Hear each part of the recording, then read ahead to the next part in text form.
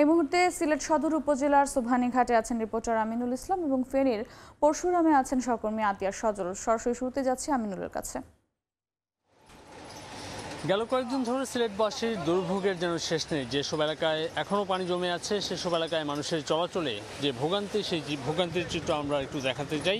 এই মুহূর্তে আছি আমরা সুনামগঞ্জ সিলেট সদর উপজেলার নিম্নাঞ্চলের একটি এলাকা সোভানীঘাট উপশহর এলাকার এই অবস্থা এখন গেল 5 দিন ধরে চলে আসছে।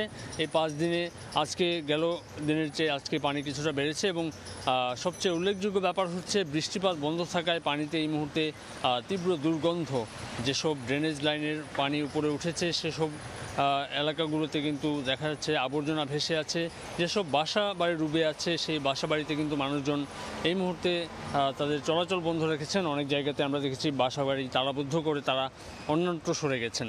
তো এই যে অবস্থা সেটি এই অবস্থা থেকে উত্তরণে এখনও পর্যন্ত কোনো বার্তা নেই, কেননা আবহাওয়া অফিস বলেছে যে আগামী কয়েকদিন যাবৎ এই পানি বৃদ্ধি অব্যাহত থাকবে, কেননা পাহাড়ি ঢল কিন্তু এখনও সিলেটের নদ নদীগুলোতে আসছে এবং এই নদ নদীগুলোতে যতদিন পর্যন্ত এই ঢল থাকবে ততদিন পর্যন্ত কিন্তু এই পানির উচ্চতা কমছে না এবং এই ভোগান্তিও মানুষের কমছে না।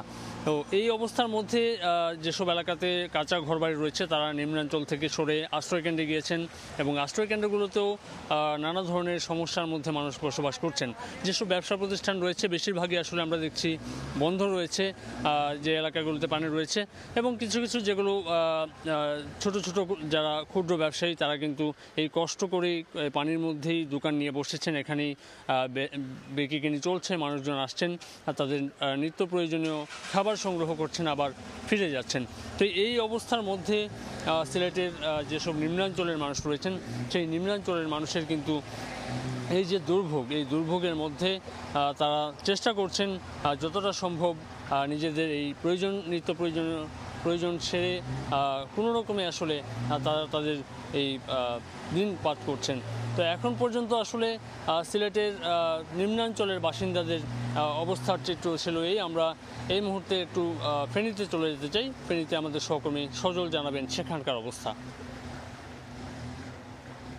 সোমবার যে বিপদসীমার 140 সেন্টিমিটার উপরে ছিল পানি, সেই মুহুরী নদীর পানি কিন্তু আজ বিপদসীমার 145 সেন্টিমিটার নিচ দিয়ে প্রবাহিত হচ্ছে। আর ওই যে পানি বেড়েছিল সেই বাড়ার কারণে কিন্তু ফেনীর ফুলগাজী এবং পরশুরাম উপজেলার এই নদীর বন্যা নিয়ন্ত্রণ বাঁধের 5টি স্থানে ভেঙেছিল। তার মধ্যে সবচেয়ে বড় যে ভাঙনটি রয়েছে পরশুরামের শালদর এলাকায়, সেই এলাকায় আমরা রয়েছি। দেখতে পাচ্ছেন যে এখানে কিন্তু গতকালও আমরা দেখেছি যে সন্ধ্যা নাগাদ কিন্তু হু হু করে পানি ঢুকেছে এবং এখানকার এই ভাঙ্গা অংশ দিয়ে পানি প্রবেশ করে কিন্তু বিস্তীর্ণ এলাকা প্লাবিত হয়েছে। এবং এখন যদিও পানি বিপদসীমার নিচে, তবে বিপদসীমার নিচে হলেও এখন কিন্তু বাড়িঘর থেকে পানি নেমেছে। বা এখন যে জায়গাটিতে এই যে আমরা মাঠটিতে দেখতে পাচ্ছেন, এই মাঠটিতে কিন্তু পানি ছিল গতকালও কিন্তু কোমর সমান বা গলা সমান, আজকে কিন্তু সেই পানি নেই। তারপরও স্থানীয়রা যেটা বলছেন তারা কিন্তু সংখ্যামুক্ত নয় এ কারণেই যেহেতু বাঁধগুলো এখনও বাঁধা হয়নি বা এখনও সম্ভব হয়নি। এই বাঁধ যদি দ্রুত বাঁধা না হয়, মেরামত করা না হয় ভাঙ্গা অংশ, তাহলে মুহুরী নদীর পানি যদি আবারও বিপদসীমা অতিক্রম করে তাহলে কিন্তু ভাঙ্গা অংশ দিয়ে পানি ঢুকে আবারও কিন্তু বন্যার কবলে তাদের পড়তে হবে। সবচেয়ে বড় কথা হলো এই যে মুহুরী নদীটি কিন্তু একমুখী নদী, এখানে কিন্তু স্থানীয় বৃষ্টিতে তেমন কোনো সমস্যা না হলেও ভারতের উজানে যদি পানি বাড়ে, সেই পানি যদি এখানে চলে আসে তাহলে কিন্তু বিপত্তি ঘটে, যার কারণে কিন্তু বন্যার কবলে একাধিকবার এই অঞ্চলের মানুষকে পড়তে হয়। এখন আমরা দেখেছি যে কিছুদিন আগে বন্যার আগে স্থানীয় কৃষকেরা কিন্তু বীজ বুনেছিল আমন ধানের, কিন্তু সেই বীজ কিন্তু নষ্ট হয়ে গিয়েছে। আজ আমরা দেখেছি পানি টানার সাথে সাথে কৃষকেরা কিন্তু মাঠ পর্যায়ে তাদের সেই আবারও পুনরায় বীজ বপন শুরু করেছে। কিন্তু বীজতলা দিলেও স্থানীয় কৃষকরা যেটা বলছেন, কৃষি বিভাগের পক্ষ থেকে তারা এখনও বীজের আবেদন জানাচ্ছে, কেন বীজের সংকট রয়েছে। তারা যদি সেই সহায়তা না পায় হয়তো কৃষি বিভাগটা বা কৃষিক্ষেত্রে ঘুরে দাঁড়ানো কষ্টকর হয়ে যাবে।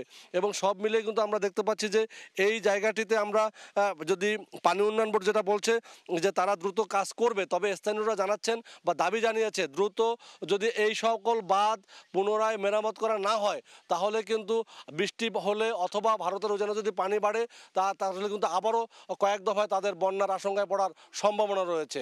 এই ছিল আমার কাছে এখানকার বাঁধ ভাঙা এবং পানি নেমে যাওয়ার সবশেষ বন্যা পরিস্থিতির খবর জানছিলাম ফেনী ও সিলেট থেকে।